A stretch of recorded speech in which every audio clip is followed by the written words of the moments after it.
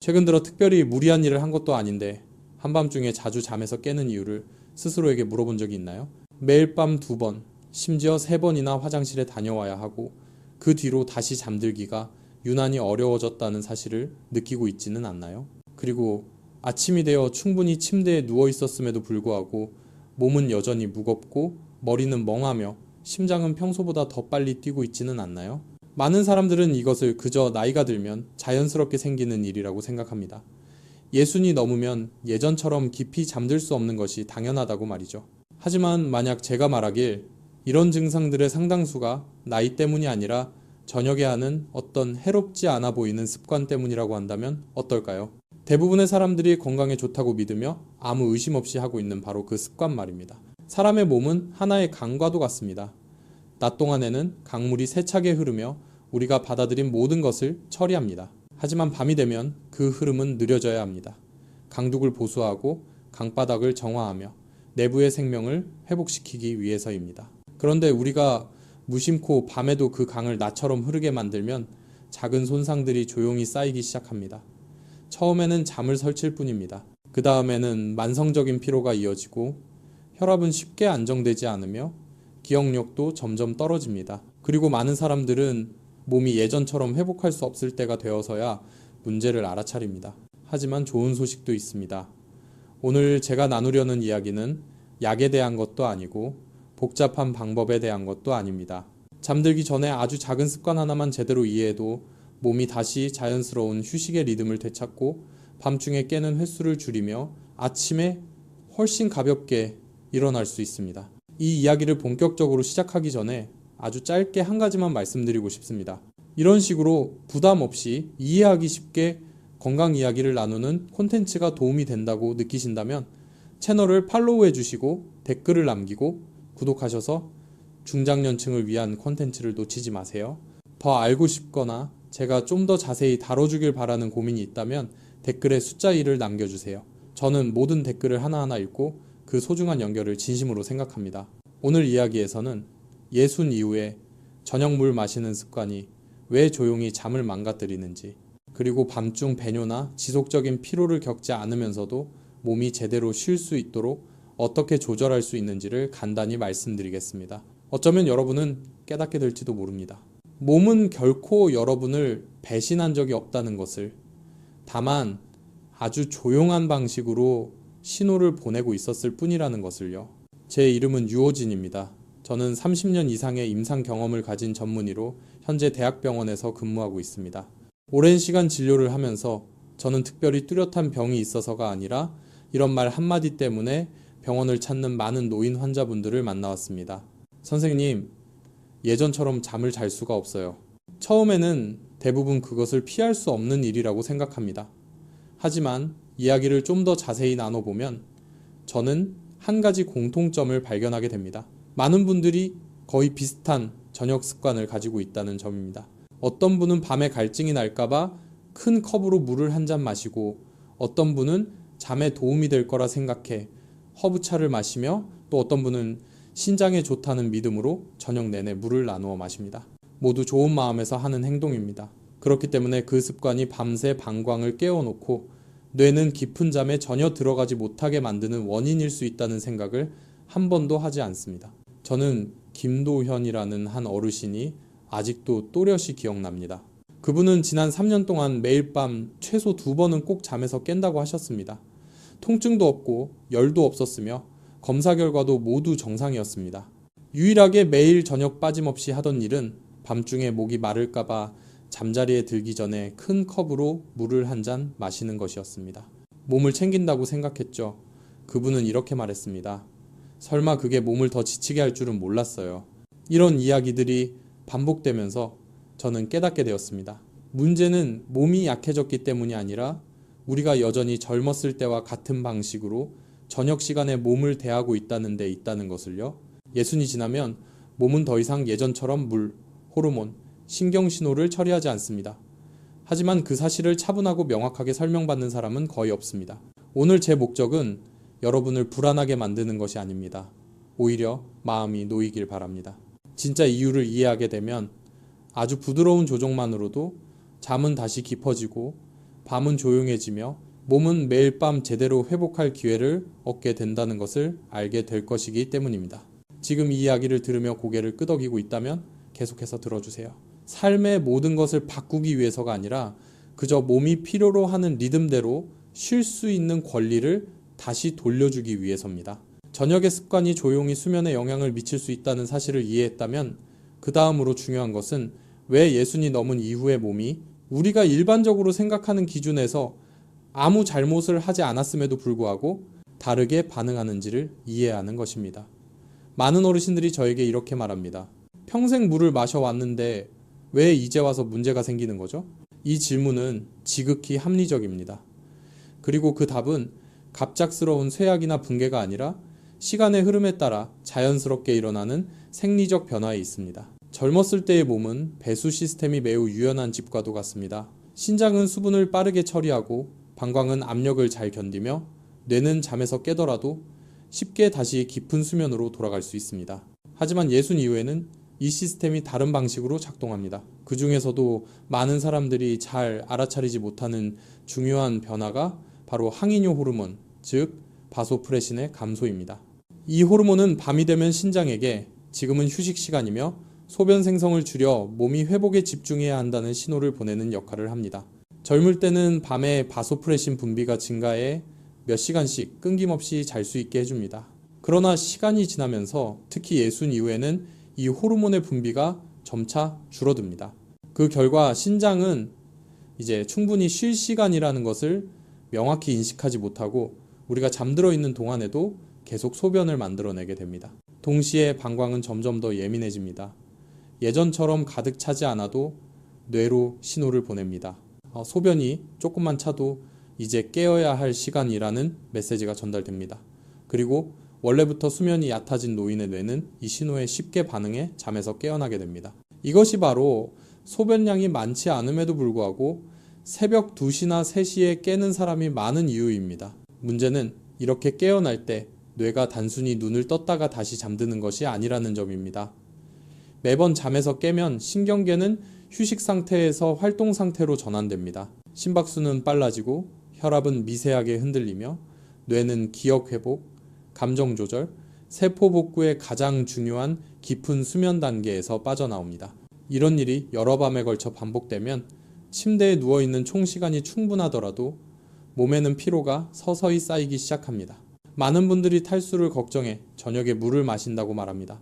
노인은 쉽게 건조해지고 물을 충분히 마시지 않으면 피로해진다는 이야기를 들었기 때문입니다. 이 말은 낮 시간에는 맞습니다. 하지만 밤은 전혀 다른 이야기입니다. 특히 맑고 묽은 물은 위를 매우 빠르게 통과해 조직에 오래 머물지 않고 곧바로 신장으로 전달되어 처리됩니다. 젊은 몸에서는 문제가 되지 않지만 예순을 넘긴 몸에는 조용히 수리를 해야 할 집의 문을 두드리는 것과 같습니다. 허브차 역시 자주 오해됩니다. 카페인이 없으니 캐모마일차나 잎차 또는 다른 연한 차들이 잠에 도움이 될 것이라 믿는 사람들이 많습니다. 하지만 실제로는 많은 허브차가 약한 이뇨작용을 가지고 있습니다. 저녁에 마시면 소변량이 늘어나 방광이 쉬어야 할 시간에 오히려 더 많이 일하게 됩니다. 게다가 묽은 액체를 일정량 마시는 행위 자체만으로도 어떤 종류의 음료이든 배뇨 반사를 자극하기에 충분합니다. 저는 이선영이라는 한 할머니를 만난 적이 있습니다. 건강관리에 매우 신경을 쓰시는 분으로 매일 밤 연하게 우린 허브차 한 주전자를 마시며 잠자리에 들었습니다. 그것이 긴장을 풀어주는 방법이라 믿고 계셨죠. 하지만 그 대가로 매일 밤 최소 2번은 꼭 잠에서 깼습니다. 소변이 많이 마렵냐고 제가 묻자 할머니는 놀란 듯 그렇다기보다는 아랫배가 괜히 불편하다라고 말했습니다. 그것은 방광이 가득 찬 신호가 아니라 예민해진 방광의 신호였습니다. 또 하나 중요한 점은 수면이 잘게 끊길수록 뇌가 다시 깊은 수면 단계로 돌아가기 점점 어려워진다는 것입니다. 처음에는 알아차리지 못할 수도 있습니다. 하지만 몇 달이 지나면 기억력이 떨어지고 쉽게 짜증이 나며 낮 동안 이유 없이 불안한 느낌을 받기 시작합니다. 많은 사람들이 이를 가벼운 우울감이나 나이 들면서 정신력이 약해진 것으로 오해합니다. 하지만 실제로는 밤에 뇌가 충분히 깊게 쉬지 못한 데서 비롯된 경우가 매우 많습니다. 이런 설명을 들은 환자들의 반응은 대체로 안도감입니다. 자신의 몸이 망가진 것도 아니고 되돌릴 수 없이 나빠지고 있는 것도 아니라는 사실을 깨닫기 때문입니다. 몸은 우리가 대하는 방식에 맞게 아주 정상적으로 반응하고 있을 뿐입니다. 밤마다 신장과 방광이 일해야 할 신호를 계속 보내고 있다면 그들이 우리를 깨우는 것은 너무도 자연스러운 일입니다. 중요한 것은 저녁에 물을 완전히 끊을 필요는 없다는 점입니다. 극단적으로 수분을 제한하면 오히려 입이 마르고 불편해져 수면은 더 얕아질 수 있습니다. 문제는 마시느냐 마시지 않느냐가 아니라 무엇을, 얼마나, 언제 마시느냐에 있습니다. 이 원리를 이해하면 나이에 따라 달라진 몸의 생체 리듬을 존중하는 더 부드러운 선택을 할 수 있습니다. 이 모든 이야기는 여러분을 겁주거나 스스로를 탓하게 만들기 위한 것이 아닙니다. 오히려 수면이 깨지는 것이 운명이 아니라 하나의 신호라는 것을 이해시키기 위한 설명입니다. 그리고 그 신호를 올바르게 듣기 시작하면 몸은 아주 빠르게 조용함과 깊이, 그리고 아마도 오랫동안 느끼지 못했을 가벼움을 다시 돌려줄 것입니다. 예순 이후의 몸이 밤에 들어오는 수분에 왜 다르게 반응하는지를 이해했다면 자연스럽게 이어지는 질문은 이것일 것입니다. 그렇다면 결국 저녁에는 무엇을 마셔야 하는지, 아니면 아예 마시지 말아야 하는지 말입니다. 많은 사람들은 밤에 편안히 잠들기 위해서는 완전히 참는 수밖에 없다고 생각합니다.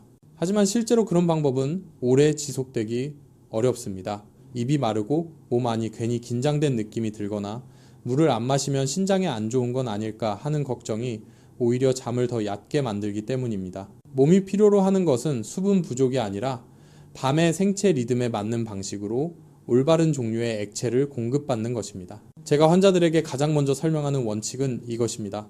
저녁 시간의 몸은 빨리 지나가는 것을 필요로 하지 않습니다.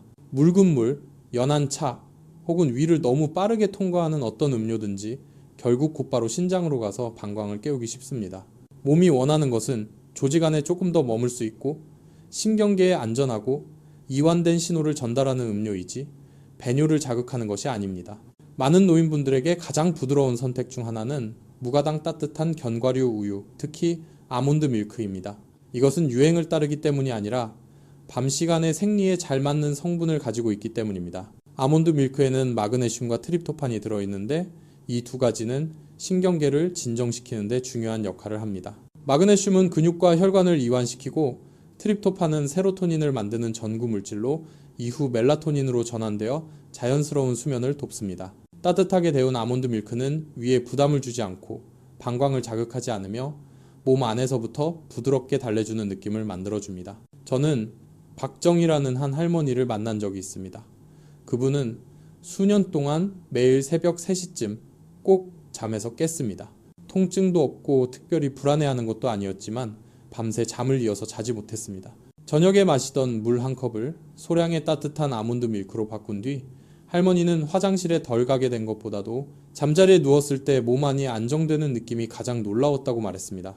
뇌가 천천히 느려지는 것 같았고 잠이 훨씬 부드럽게 찾아왔다고 했습니다. 또 다른 선택지는 특히 밤에 긴장을 잘하거나 생각이 많은 분들에게 적합한데 바로 따뜻한 우유에 강황가루와 아주 소량의 후추를 섞은 이른바 강황우유입니다. 강황에는 커큐민이라는 성분이 들어있어 몸의 스트레스 반응을 완화하고 저녁 시간에 코르티솔 수치를 낮추는 데 도움을 줍니다. 코르티솔은 낮에는 필요하지만 밤에도 높게 유지되면 뇌를 각성 상태로 붙잡아둡니다. 소량의 후추는 커큐민의 흡수를 돕는 역할을 하지만 자극을 주지 않을 만큼 아주 적은 양이면 충분합니다. 여기서 중요한 것은 레시피가 아니라 전체적인 작용입니다. 따뜻한 우유는 안정감을 주고 강황은 몸 안에 미세한 염증 반응을 가라앉히며 이 모든 경험이 뇌에 이제 쉬어도 된다는 분명한 신호를 보냅니다. 밤에 가벼운 관절 통증이나 근육 긴장이 있는 분들에게는 이 선택이 누웠을 때의 불편함을 줄여주기도 합니다. 우유 외에도 잘 알려지지는 않았지만 노인분들에게 매우 적합한 음료가 하나 더 있는데 바로 따뜻한 젤라틴 물이나 염분을 거의 넣지 않은 묽은 사골 국물입니다. 단순해 보이지만 여기서 중요한 성분은 글라이신이라는 아미노산입니다. 글라이신은 중추신경계를 진정시키는 작용을 하여 심박수를 부드럽게 낮추고 과도한 뇌 활동을 줄이며 아침에 무거움 없이 더 깊은 수면으로 들어가도록 돕습니다. 최용수라는 한 어르신은 새로운 것들은 잘 믿지 않지만 사골 국물만큼은 전통 음식이라 익숙하다고 말한 적이 있습니다. 그분이 저녁차 대신 간이 거의 없는 따뜻한 사골 국물을 소량 마시기 시작하자 밤에 뒤척이는 횟수가 줄었고 아침에 느끼던 관절의 뻣뻣함도 완화되었다고 했습니다. 그것은 기적이 아니라 몸이 필요한 것을 필요한 시간에 받았을 때 나타나는 자연스러운 결과였습니다. 제가 늘 강조하는 점은 이것입니다. 종류보다 중요한 것은 양입니다.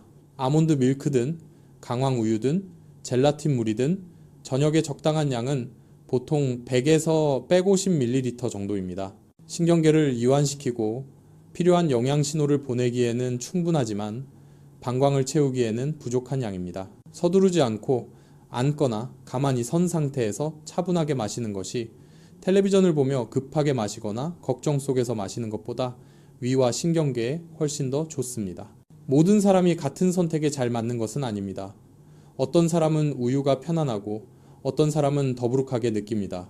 어떤 사람은 사골 국물이 잘 맞고 또 어떤 사람은 견과류 우유에서 더 안정감을 느낍니다. 중요한 것은 하룻밤의 결과를 기대하기보다 며칠 연속으로 몸의 반응을 관찰하는 것입니다. 나이가 든 몸은 밤의 환경이 다시 안전하고 안정적이라는 것을 믿기까지 시간이 필요합니다. 올바른 음료를 적절한 양으로 바른 방식으로 선택하게 되면 밤은 더 이상 방광을 경계하거나 잠에서 깰까 걱정하는 시간이 아니게 됩니다. 밤은 몸이 천천히 속도를 늦추고 뇌가 통제의 역할을 내려놓을 수 있는 부드러운 전환의 시간이 됩니다. 바로 그 느려짐 속에서 억지 없이 약에 의존하지 않고 한때 너무도 자연스러웠던 깊은 잠이 다시 돌아올 기회를 얻게 됩니다. 적절한 음료를 선택했더라도 여전히 그에 못지않게 중요한 요소가 하나 더 남아 있습니다. 바로 마시는 방식입니다. 많은 사람들이 음료의 종류는 올바르게 바꾸었지만 마시는 시간과 양에 대한 기존 습관을 그대로 유지하는 바람에 뚜렷한 변화를 느끼지 못합니다. 이 나이가 되면 몸은 매우 솔직하게 반응합니다. 우리가 너무 많이 주거나 맞지 않는 시간에 주면 그 결과는 밤중에 바로 나타납니다.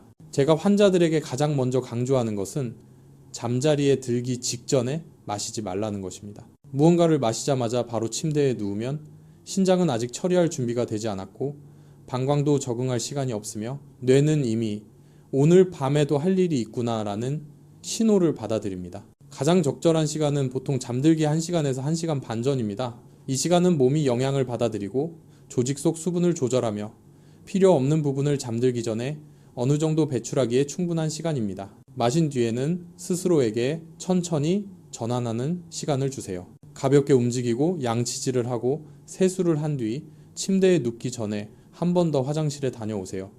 뚜렷한 요의가 없더라도 말입니다. 이것은 억지로 참거나 강요하는 것이 아니라 잠들기 시작할 때 방광을 최대한 비워주기 위한 방법입니다. 많은 사람들이 이 작은 단계를 건너뛰고 아주 적은 양의 소변 때문에도 밤중에 깨어나 불편함을 겪습니다. 마시는 양 역시 다시 조절해야 합니다. 저녁은 수분을 보충하는 시간이 아닙니다. 대부분의 노인분들에게는 100에서 150ml면 충분합니다. 일반적인 컵 하나보다 적은 양입니다. 이 수치를 들으면 놀라는 분들도 많습니다. 물은 많이 마실수록 좋다는 생각에 익숙하기 때문입니다. 하지만 밤에는 많다는 것이 곧 과부하를 의미합니다. 몸은 많은 것을 필요로 하지 않습니다. 정확한 것을 필요로 합니다. 많은 사람들이 놓치는 또 하나의 중요한 점은 마시는 방식입니다. 천천히, 작은 모금으로, 편안한 상태에서 마시는 것과 급하게 마셔버리는 것은 전혀 다른 효과를 냅니다. 가만히 앉아 호흡을 고르고 의식적으로 마시면 부교감 신경계가 활성화됩니다. 이 신경계는 몸을 휴식 모드로 전환시키는 역할을 합니다. 반대로 뉴스나 화면을 보며 서둘러 마시거나 걱정 속에서 대충 마시면 몸은 여전히 활동 중이라고 오해하게 됩니다. 시간이 지나면 이런 작은 습관들이 방광의 생체 리듬을 다시 훈련시키는 데 도움이 됩니다. 방광은 고집센 기관이 아닙니다. 습관을 학습합니다. 매일 밤 비슷한 시간에 마시고 마지막 배뇨를 비슷한 시점에 한 뒤 조용한 상태로 잠들면 방광은 밤이 계속 신호를 보내야 할 시간이 아니라는 것을 점차 이해하게 됩니다. 제 환자들 중 많은 분들이 몇 주 만에 밤중에 급하게 깨는 느낌이 눈에 띄게 줄어든 것에 놀라곤 합니다. 저는 한재훈이라는 72살의 한 어르신을 기억합니다. 그는 거의 10년 동안 새벽 2시에 깨는 것이 습관이 되었다고 말했습니다. 밤새 자는 것은 이미 포기했고 아침에 덜 피곤하기만을 바랐다고 했습니다. 우리는 많은 것을 바꾸지 않았습니다. 저녁 음료의 종류, 양, 그리고 시간을 조금 조정했을 뿐입니다. 약 3주 후 그는 어떤 밤에는 새벽 4시, 5시까지 한 번도 깨지 않고 잤다고 말했습니다. 그에게 그것은 단순히 잠의 문제가 아니라 몸이 아직 스스로 조절할 수 있다는 감각을 되찾은 경험이었습니다. 또 다른 이야기는 김미영이라는 분의 경우입니다. 그녀는 밤마다 가벼운 통증을 느끼고 누우면 늘 불안했습니다. 여러 종류의 차와 다양한 방법을 시도했지만 편안해지지 않았습니다. 소량의 따뜻한 우유로 바꾸고 더 이른 시간에 마시며 저녁 시간을 천천히 보내는 나만의 의식을 만들자. 가장 큰 변화는 마음이 몸보다 앞서 달리지 않게 되었다는 점이었습니다. 잠은 억지로 끌어오는 것이 아니라 몸이 준비되었을 때 자연스럽게 찾아왔습니다. 제가 여러분께 꼭 기억해 주셨으면 하는 것은 이것입니다. 이런 변화들은 하룻밤 사이에 일어나는 기적이 아닙니다. 몸은 밤의 환경이 다시 안전해졌다고 믿기까지 며칠, 때로는 몇 주가 필요합니다. 그러니 인내심을 가지세요. 한 번에 너무 많은 것을 바꾸지 마세요. 한 가지 방법을 선택해 며칠 연속으로 시도해보고 잠이 더 깊어졌는지, 아침에 머리가 더 가벼운지, 낮 동안의 기분이 더 안정적인지를 관찰해보세요. 의사로서 한 가지 중요한 점을 다시 말씀드리고 싶습니다. 당뇨, 신장질환, 심혈관 질환이 있거나 특정 미네랄 섭취를 제한해야 하는 경우라면 저녁 음료 습관을 바꾸기 전에 반드시 담당 의사와 상의하시기 바랍니다. 여기에서 나눈 내용은 일반적인 방향 제시일 뿐 개인 맞춤형 의학적 조언을 대신할 수는 없습니다. 여기까지 들어주신 여러분께 감사의 말씀을 전하고 싶습니다. 시간을 내어 자신의 몸에 귀를 기울여 주셔서 감사합니다.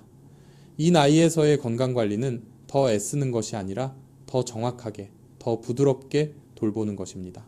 조용한 저녁, 덜 방해받는 잠, 그리고 아침에 느끼는 한결 편안한 몸은 작지만 매우 소중한 선물입니다. 오늘 밤부터는 잠들기 전의 시간이 깨어날까?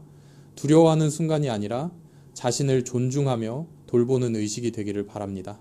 평온한 밤들을 보내시길 바라며 이 이야기의 끝까지 함께해 주셔서 감사합니다.